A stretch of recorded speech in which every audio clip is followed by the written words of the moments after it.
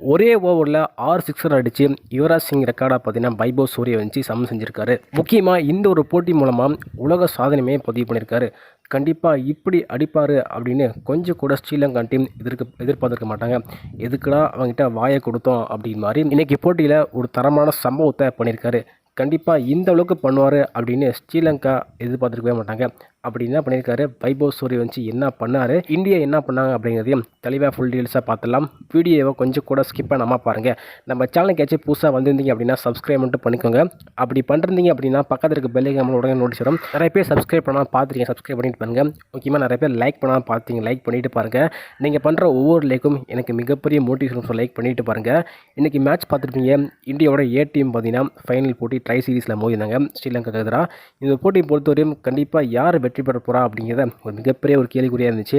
ஏன்னா போன போட்டியில் ஸ்ரீலங்காக்கு எதிராக இந்தியா சண்டை போட்டு, முக்கியமாக வைபவ் சூரியவன்சி சண்டை போட்டு மேட்ச்சில் அவுட் ஆகிட்டு வெளியே வந்திருப்பார். அதுக்கப்புறமா மிகப்பெரிய சர்ச்சையும் ஆயிடுச்சு. அதை பற்றி ஃபுல்லாக பேச்சுவார்த்தையும் போயிட்டு இருந்துச்சு. கண்டிப்பாக இந்த போட்டியில் ஸ்ரீலங்காவை வைபவ் சூரியவன்சி என்ன பண்ண போகிறாரு அப்படிங்கிறதான் ஒரு கேள்வியே. அதுக்கேற்ற போல் இன்றைக்கி ஒரு தரமான சம்பவத்தை வைபவ் சூரியவன்சி பண்ணியிருக்காருங்க. கண்டிப்பாக ஏன்டா அவன்கிட்ட வாயை கொடுத்தோம் அப்படின்ட்டு யோசிப்பாங்க ஸ்ரீலங்கா டீம். வெறும் 11 பந்துகளில் 50 போட்டிருக்காரு. முக்கியமாக செஞ்சுரி மிஸ் பண்ணிட்டாங்க. செஞ்சுரி மட்டும் பதிவு பண்ணியிருந்தார் அப்படின்னா அதுக்கப்புறம் அவர் ஆட்டமே வேறு லெவலில் இருந்திருக்கும். ஆனால் செஞ்சுரி மிஸ் பண்ணிட்டாரு. வெறித்தனமாக ப்ளே பண்ணாருங்க. ஆனால் ஒரு கட்டத்தில் ஆடி போயிட்டாங்க. வெறும் 6 ஓவரில் 110 ரன் பார்த்தா இந்தியா அடிச்சிருந்தாங்க. அதில் வைபவ் சூரியவன்சி மட்டும் 80 ரன் அடிச்சிருந்தாருங்க. வெறித்தனமாக வந்து பேட்டிங் ப்ளே பண்ணார். எதிர்பார்க்கவே இல்லை இந்த அளவுக்கு அடிப்பார் அப்படின்னு. முதல்ல டாஸை வெற்றி பெற்ற ஸ்ரீலங்கா அணி முதல்ல வந்து பவுலிங் பண்ணிக்கிறோம், நீங்கள் வந்து பேட்டிங் ப்ளே பண்ணுங்க அப்படின்னு சொல்லியிருந்தாங்க. தொடக்கத்தில் இந்திய ஓப்பனர்ஸாக நம்மளோட வைபவ் சூரியவன்சி மற்றும் பிரியான்ஸ் ஆர்யா 2 பேரும் களமிறங்கியிருந்தாங்க.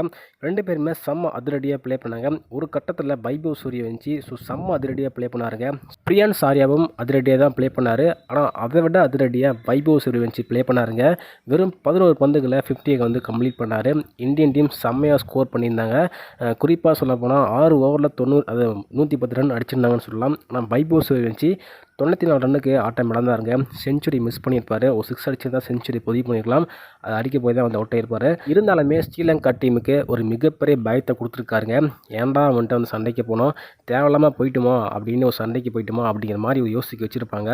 அந்தளவுக்கு இன்றைக்கி ஒரு தர்ம அடி அடிச்சிருக்காரு. ஸோ ஸ்ரீலங்கா என்ன பண்ணுறதுனே தெரியாமல் ஒரு கட்டத்தில் நீங்களே அவுட் ஆகுங்க அப்படிங்கிற மாதிரி கெஞ்சிட்டாங்க. ஸோ அந்தளவுக்கு தான் வைபவ் சூரியவன்சி இன்றைக்கி தரமாக விளையாடிருக்காரு. பிரியான்ஸ் ஆர்யாவும் 50 வந்து கம்ப்ளீட் பண்ண முடியல. அவரும் அவுட் ஆகிட்டார்.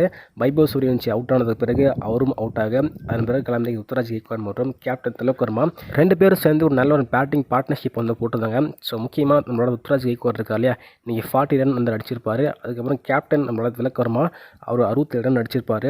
இதன் காரணமாக இந்தியா 50 ஓவர் முடிவில் 377 ரன் அடிச்சிருப்பாங்க. 378 அடித்தா வெற்றி அப்படிங்கிற மாதிரி ஸ்ரீலங்கா வந்து களமிறங்கியிருப்பாங்க. இந்தியாவோட ஓப்பனிங் பார்ட்னர்ஷிப் செம்மையாகவே இருந்துச்சு.